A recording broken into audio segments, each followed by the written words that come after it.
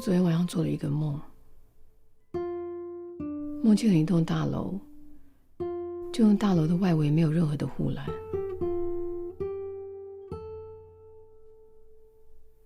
没多久，我听见小孩的笑声，就直直摔下楼。然后呢？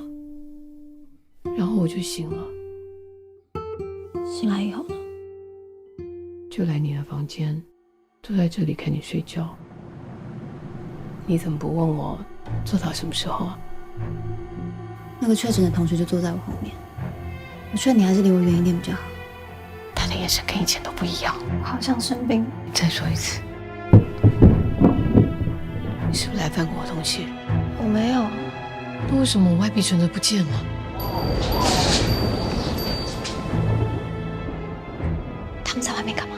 怎么给我监视我？看你吓成这个样子，我什么时候变成是你的噩梦了？